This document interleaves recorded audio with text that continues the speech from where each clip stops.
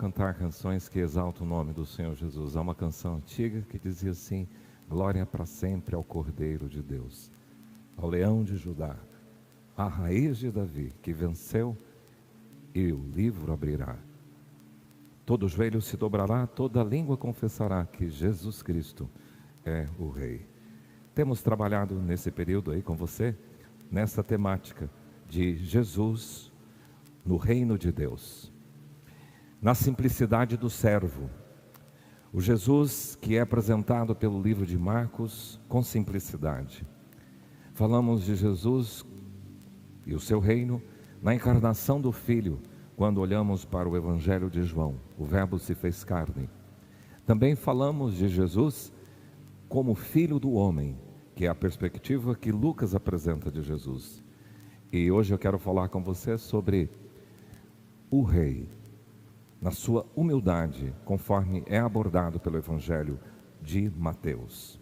E o texto que eu quero convidar você a ler comigo é esse de Mateus 21:5. Vou ler só o versículo 5, que diz assim: dizei à filha de Sião, eis aí te vem o teu rei, humilde, montado em jumento, num jumentinho, cria de animal de carga. Eis aí te vem o teu rei humilde. Pai, queremos nesta hora glorificar ao Rei, teu Filho Jesus, e como portador da mensagem, que o teu Espírito nos use a falar deste Rei, que o teu Espírito alcance cada coração onde estiver. Em nome do Senhor Jesus, usa a nossa vida, é o que te pedimos. Amém. Mateus, ele traz uma outra dimensão sobre Jesus.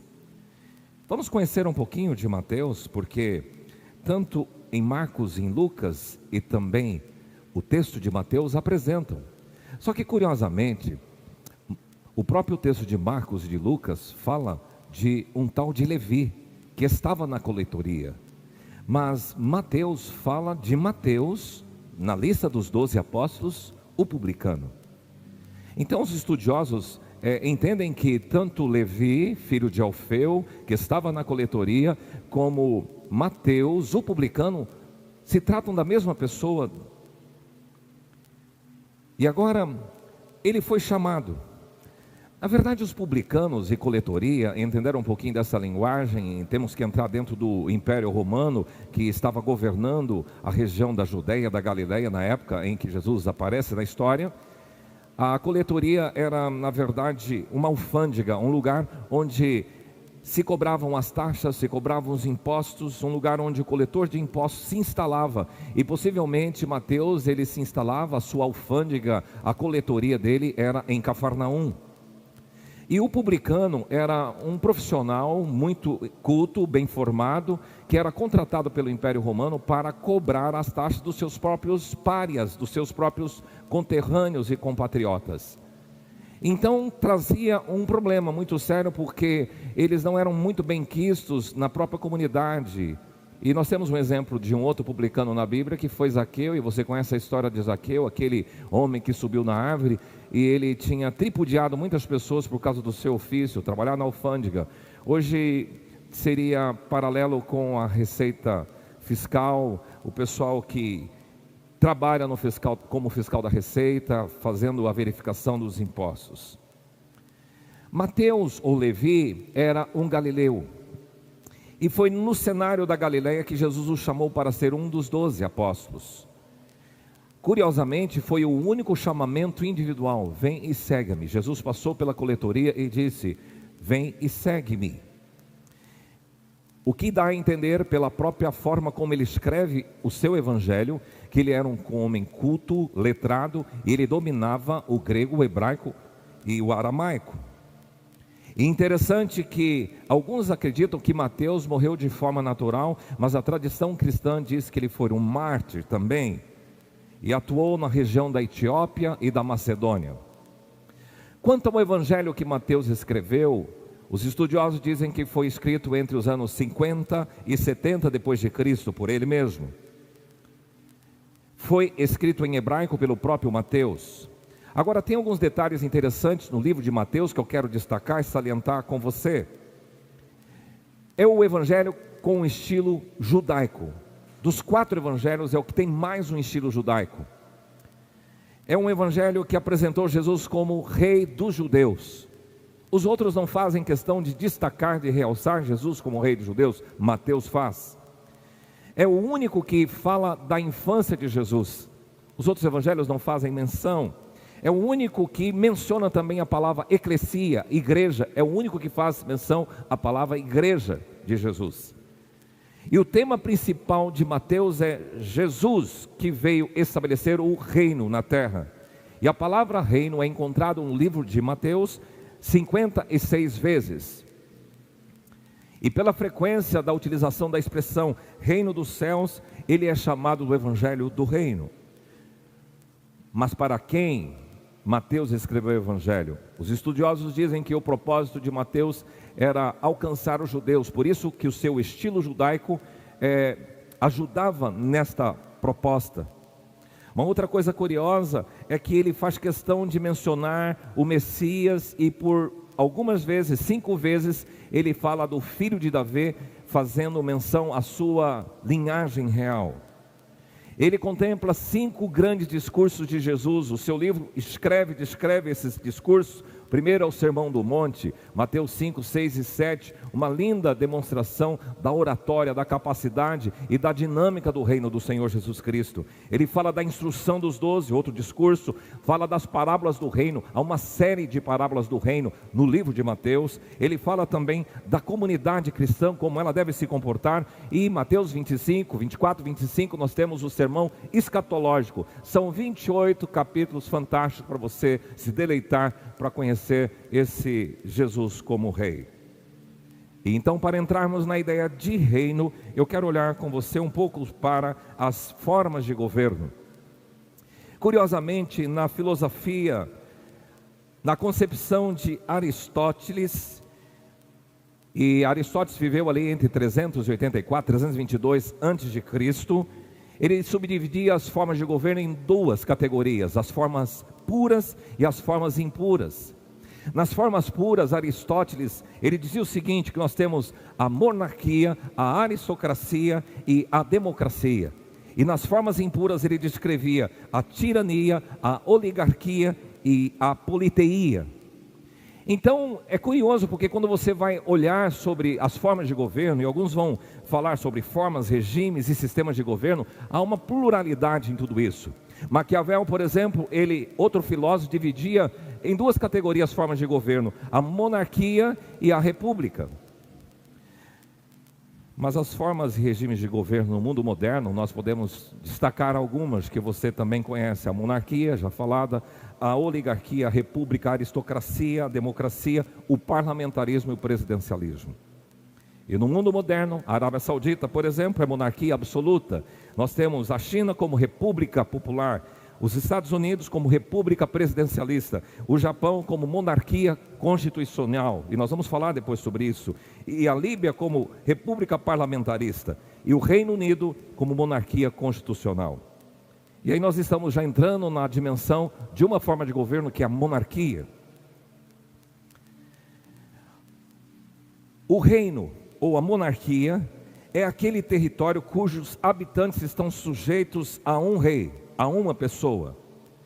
Trata-se de um estado regido, o reino é um estado regido pela monarquia, em que o cargo supremo é ocupado por uma pessoa, cujo cargo é vitalício e também é, de forma geral, hereditário. Muito interessante quando a gente olha para os filmes da época medieval, da história antiga, e nós vamos encontrar o rei, a majestade, a príncipe, a rainha, príncipe, princesa, e as terminologias Vossa Majestade, Vossa Alteza. Mas existem então 2 formas de monarquia: a monarquia absoluta e a monarquia constitucional. A monarquia absoluta, o rei tem poder absoluto, ele está acima de todas as outras coisas. Mas a monarquia constitucional, que inclusive nos nossos dias temos, como no Reino Unido, o monarca, o rei, está subjugado à Constituição. A curiosidade é que no mundo moderno nós temos 44 monarquias e são 28 famílias reais existentes no mundo moderno. algumas com poderes absolutos e algumas com poderes limitados, e algumas meramente figurativas. Mas qual a diferença entre império e reino? O reino é mais circunscrito, é sobre um povo. O império é sobre vários povos, por conta de conquistas, sejam elas militares, sejam elas diplomáticas, sejam elas também econômicas. O imperador é soberano sobre outros povos, o rei, ele é soberano só sobre o seu povo. Isso traz um pano de fundo para nós falarmos com você sobre o reino de Deus na humildade do rei. E nós vamos destacar o rei Jesus. O texto diz: dizei à filha de Sião, eis aí vem o teu rei, humilde. Mateus faz questão de destacar que o reino de Jesus tem uma característica diferente do reino e do império romano. Ele destaca a simplicidade, a singeleza e a humildade. E nós vamos encontrar duas terminologias, duas expressões que os evangelistas utilizam: reino dos céus e reino de Deus. João, ele tem preferência por reino dos céus, por conta de estar escrevendo para os judeus e sendo ele judeu, e o judeu não usa muito o nome de Deus, porque é um nome sagrado, então ele preferia usar a expressão reino dos céus, mas algumas vezes ele usa a expressão reino de Deus. O Evangelho de Mateus é um convite para você, é um convite para todos nós, para mim, para olharmos a realeza de Jesus.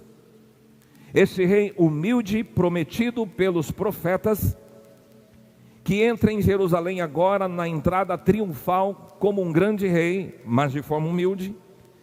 Olharmos para a realeza de Jesus, o filho de Davi, de uma linhagem real, da descendência do rei Davi.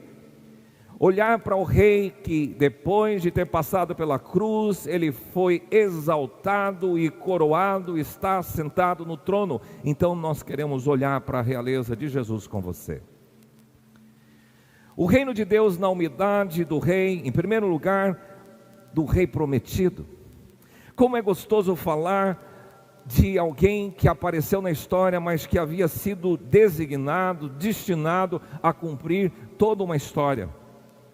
O Evangelho de Mateus, logo no início, ele começa descrevendo assim, versículo 1, livro da genealogia de Jesus Cristo, filho de Davi. Ele quer fazer menção e quer fazer questão de mencionar que Jesus tem uma linhagem real. 1000 anos antes de Jesus entrar na história, estava no trono esse Davi. Davi foi reconhecido como o maior monarca que os judeus já conheceram. Foi um líder justo e inteiramente devotado, voltado para o povo, para a aplicação da justiça. Era um homem guerreiro, mas um homem de fé, alguém responsável. Ele é descrito na Bíblia como o mavioso cantor de Israel, e ele é declarado homem segundo o coração de Deus. Quando a gente olha para o registro do profeta Davi, no segundo livro, capítulo 8, versículo 15, diz o seguinte: Davi reinou sobre todo Israel, fazendo o que era justo e certo para todo o seu povo. Então, todas as profecias vão falar acerca desse filho de Davi, que haveria de reinar. A própria boca do profeta Natã, que era também do período de Davi, declara: Davi, quando os teus dias se cumprirem e descansares com teus pais, então Deus dizendo através de Natã para Davi: farei levantar depois de ti o teu descendente, que procederá de ti, e estabelecerei o seu reino, e ele edificará uma casa ao meu nome, e eu estabelecerei para sempre o trono do seu reino, e o seu trono será estabelecido para sempre. Natã, sendo um profeta de Deus, estava declarando que da descendência de Davi viria um rei. Então esse rei humilde, ele é prometido, profetizado pelos profetas e pelos homens de Deus do passado. Profeta Isaías, capítulo 9, 6, nós usamos muito esse texto na época de Natal, diz assim: porque um menino nos nasceu e um filho se nos deu, e o governo está sobre os seus ombros, e o seu nome será Maravilhoso Conselheiro, Deus Forte, Pai da Eternidade, Príncipe da Paz, para que se aumente o seu governo e venha paz sem fim sobre o trono de Davi e sobre o seu reino. Estabelece o firmar mediante juízo e justiça. Está falando de Jesus. O reino que aparece de forma humilde na pessoa de Rei Jesus, ou de Jesus, como o Rei prometido. O Evangelho de Mateus, ele faz questão de ratificar, de muitas vezes mostrar para que se cumprisse. Várias vezes você vai encontrar essa terminologia, para que se cumprisse. Tudo para mostrar para os seus destinatários, do seu livro, do seu Evangelho, de que Jesus é o Messias que veio para cumprir todas as profecias do Velho Testamento. Isto aconteceu para se cumprir. Então nós temos que o reino de Deus na humildade do rei prometido, mas também na humildade do rei reconhecido. Essa imagem aí te reporta aos magos do Oriente.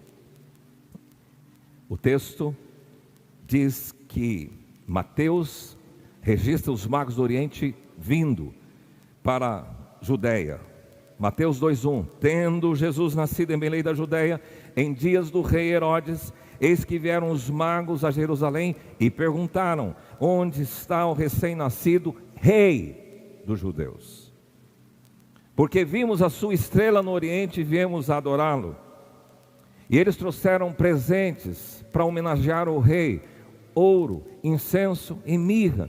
Então nós já estamos vendo que Mateus faz questão de reconhecer que Jesus é esse rei humilde, e ele é reconhecido por esses homens que vieram de longe, mas também ele é reconhecido por tantos outros personagens no ministério de Jesus, quando Jesus realizava o seu ministério, seja na Judeia, seja na Galileia, ou em outras áreas fora de Israel, quando ele era chamado de filho de Davi. Todas as vezes que alguém expressava filho de Davi, estavam reconhecendo ele como aquele descendente prometido por Natã, prometido por Isaías, como rei. A expressão filho de Davi aparece 12 vezes como testemunho de que Jesus é o Cristo. Assim fizeram os dois cegos da Galileia, que chegaram para Jesus dizendo, tem compaixão de nós, filho de Davi. Aquela mulher cananeia, quando Jesus foi para as terras perto de Tiro e Sidom, e aquela mulher que tinha um problema com a sua filha, chega para Jesus e diz, filho de Davi, tem compaixão de mim, a minha filha está horrivelmente endemoniada.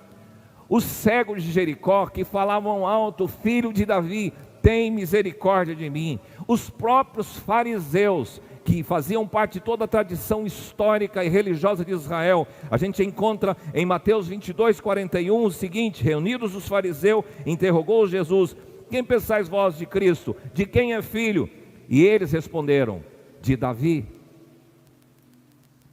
Os meninos do templo, vendo as maravilhas que Jesus fazia, conforme o registro de Mateus 21, diz, Hosana, Hosana ao filho de Davi. Os meninos falavam isso. A multidão admirada, conforme Mateus 12:2, exclamava, é este porventura o filho de Davi? Então, através dos magos, através daqueles que declararam filho de Davi, nós encontramos o reino de Deus na humildade do rei reconhecido.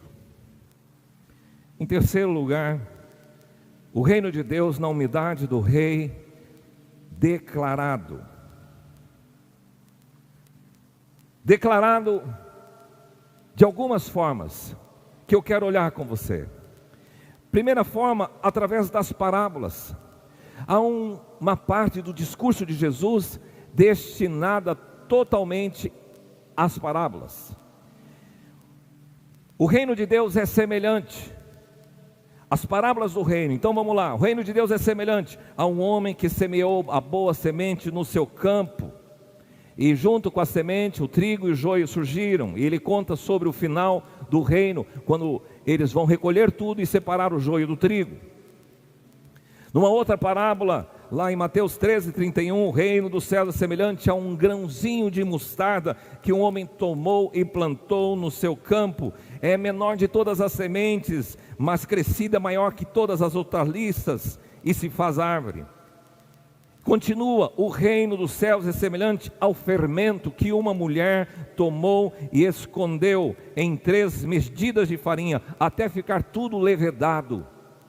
O reino dos céus é semelhante a um tesouro oculto no campo, qual certo homem, tendo achado, escondeu, e transbordante de alegria, vai, vende tudo que tem e compra aquele campo. O reino dos céus é semelhante a um homem que negocia e procura boas pérolas. O reino dos céus é semelhante a uma rede que, lançada ao mar, recolhe peixes de toda a espécie. O reino de Deus, ou o reino dos céus, é semelhante a um pai de família que tira do seu depósito coisas novas e coisas velhas. O reino dos céus é semelhante a um rei que resolveu ajuntar contas com seus servos. O reino dos céus é semelhante a um dono de casa que saiu de madrugada para assalariar os seus trabalhadores para a sua vinha. E o reino dos céus é semelhante a um rei que celebrou as bodas do seu filho, mandou chamar as pessoas, e depois as pessoas vieram despreparadas para aquele lugar, ou algumas nem se importaram. Tudo isto a gente percebe no propósito de Mateus declarar que Jesus é esse rei humilde. Então o reino humilde através desse rei declarado, através das parábolas. Mas uma outra coisa curiosa é que há deboche da forma que algumas pessoas se referem a Jesus como rei. Por exemplo, Pilatos, em Mateus 27:11, diz assim: Jesus estava em pé ante o governador, e este o interrogou dizendo: és tu o rei dos judeus? E respondeu Jesus: tu o dizes. Eu estou fazendo uma leitura agora de um livro chamado O Reino de Ponta Cabeça, de Donald Crabill. Interessante que ele fala do cenário que estava por detrás, como que estava a relação de Pilatos com Roma, como estava toda a situação na Galileia e na Judéia, todos os problemas políticos, os problemas religiosos, tudo que estava no Sinédrio, e é uma coisa maluca. Mas esse próprio Pilatos diz: és tu o rei dos judeus? Agora, quando a gente vai para a narrativa de Marcos, a gente vê uma coisa mais ampla, porque Pilatos pergunta às pessoas: vocês querem que eu vos solte o rei dos judeus? Depois ele pergunta: quem vocês querem que eu faça? Deixa quem chamais o rei dos judeus. Então essa terminologia rei dos judeus é declarada, mesmo por deboche de alguns. Os próprios soldados, conforme o registro de Mateus 27:27, diz que a narrativa que eles despojaram Jesus das suas vestes e cobriram com um manto de escarlate, e tecendo uma coroa de espinhos, puseram-lhe na cabeça, e na mão direita um caniço, simbolizando o cetro, e ajoelhando-se diante dele, o escarneciam, dizendo: salve, rei dos judeus, por deboche, mas declararam que Jesus era o rei. E se você se recorda, na inscrição da cruz estava a acusação: este é Jesus de Nazaré, o rei dos judeus. O reino de Deus na humildade do rei prometido, reconhecido, declarado, mas também celebrado. Porque agora, para preparativo das festas da Páscoa, as pessoas se dirigem a Jerusalém, e Mateus 21 faz toda a narrativa que as pessoas, a grande multidão, estendeu as suas vestes pelo caminho, e outros cortavam ramos de árvore, espalhando pela estrada, e as multidões, tanto as que precediam como as que seguiam, clamavam: Hosana ao filho de Davi, bendito que vem em nome do Senhor, Hosana nas maiores alturas. E então, entrando Jesus na cidade, ela toda se alvoroçou e perguntava: quem é este? E as multidões clamavam: este é o profeta Jesus de Nazaré da Galileia. Ele foi celebrado pela sua linhagem real, filho de Davi, bendito que vem em nome do Senhor, Hosana, salva-nos, filho de Davi. Ele também é celebrado pela sua própria humildade. É interessante que Jesus não entrou, conforme os grandes reis fazem questão de demonstrar, com um cavalo branco bonito, para mostrar a sua majestade, o seu poder, a sua força bélica, junto com todo o seu exército. Jesus, ele coloca-se em cima de um jumentinho, filho de uma jumenta. Mas uma coisa que dá um link muito legal com o Davi, porque Davi, quando foi ungir o seu filho Salomão, ele diz: traga a mula para que Salomão monte nela e ele seja proclamado rei em Israel. Isso também faz essa ligação da linhagem real, da simplicidade do rei Davi e agora desse rei que aparece em Jerusalém. No livro de Apocalipse, sim, nós vamos encontrar uma declaração em Apocalipse 19:11. Vi um céu aberto e eis um cavalo branco. O seu cavaleiro se chama Fiel e Verdadeiro e julga e peleja com justiça. Na definição dos séculos, o Jesus que entrou de forma humilde num filho de uma jumenta, ele vai vir com um cavalo branco. Mas ele é celebrado pela sua entrada triunfal, porque dos 4 evangelhos, todos eles registram essa entrada triunfal para cumprimento da profecia de Zacarias 9:9, que diz: alegra-te muito, ó filha de Sião, exulta, filha de Jerusalém, eis aí vem o teu rei, justo e salvador, humilde, montado em jumento, num jumentinho, cria de jumenta. Nessa entrada, ele recebe a adoração e louvor.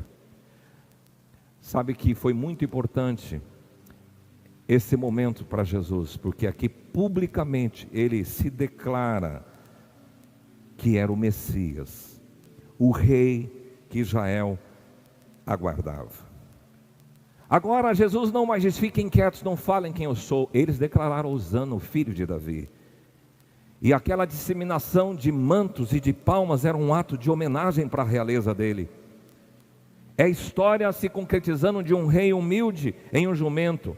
Não vem para conquistar pela força bélica, como os reis terrenos, mas ele veio para conquistar pelo amor, pela graça, pela misericórdia e através do seu próprio sacrifício pelo povo. E ele então não conquista as nações, mas ele conquista corações e mentes. Esse é o rei Jesus.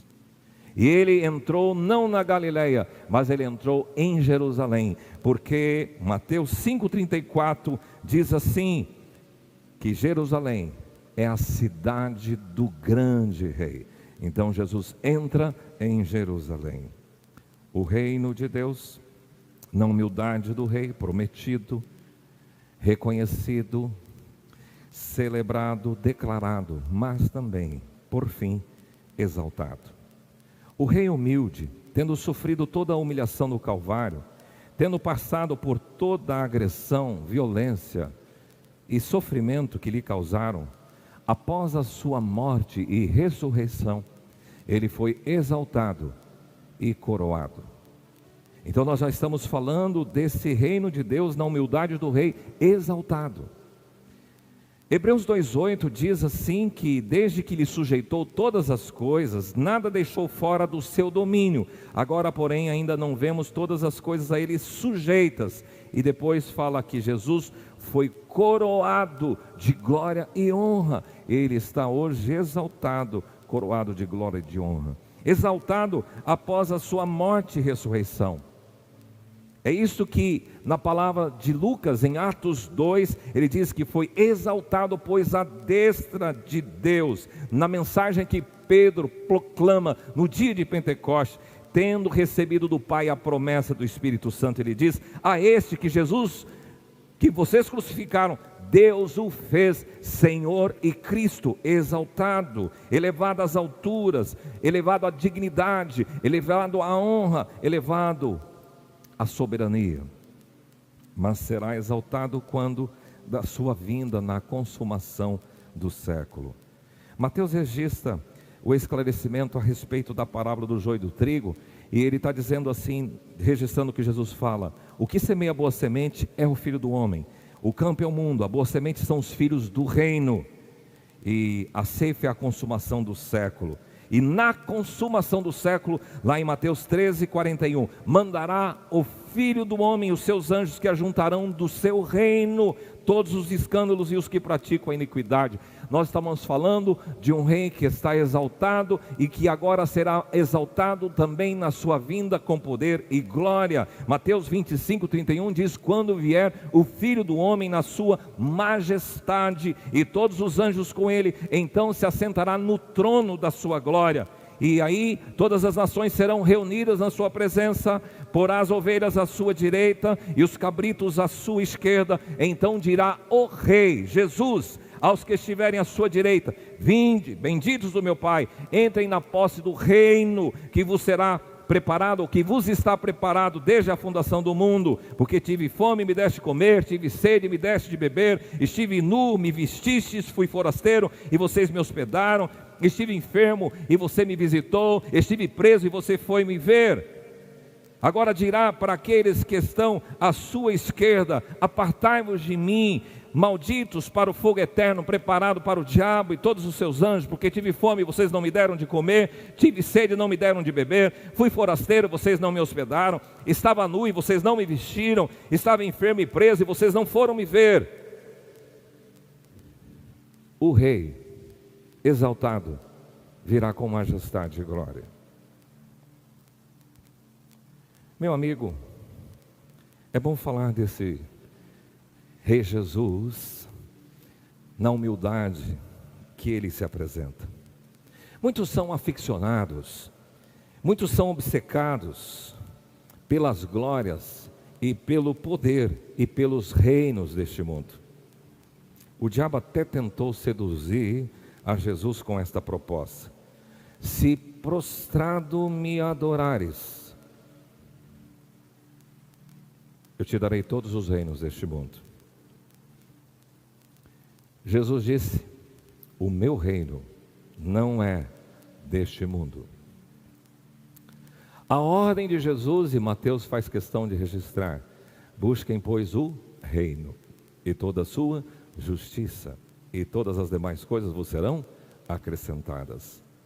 Na oração que Jesus ensinou, e Mateus registra 6,10: venha o teu reino, faça-se a tua vontade, na terra e no céu. Você é convidado a fazer parte do reino de Jesus. Esse rei humilde, que, conforme as Escrituras nos mostram, foi prometido, mas ele foi reconhecido pelos magos e por aqueles que declararam filho de Davi. Ele foi declarado por várias pessoas, inclusive algumas debochando, como Pilatos: és tu rei dos judeus? Como os soldados assim fizeram, como a inscrita na cruz: Jesus de Nazaré, rei dos judeus. Mas ele foi celebrado na sua entrada triunfal, e depois de tudo isso, ele foi exaltado. Meu amigo, você pertence a esse reino? Quero te convidar a fazer parte desse reino de Jesus Cristo. Ele nos transportou para o reino do Filho do seu amor.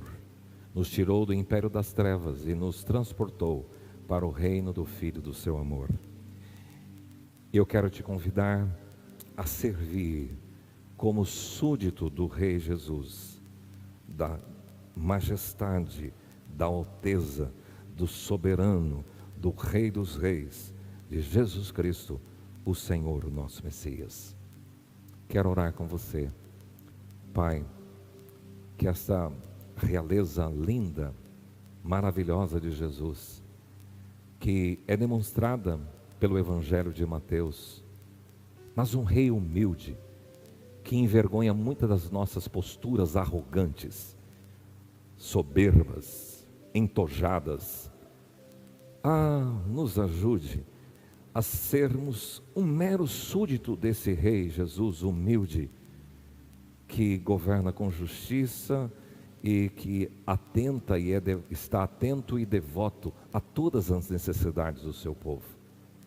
Que o Senhor possa encontrar em todas essas pessoas que participam conosco súditos que querem te servir, súditos que querem estar à sua disposição, súditos que querem fazer a tua vontade. Venha o teu reino, aguardamos, majestade, alteza, soberano, Senhor, para sempre. Amém.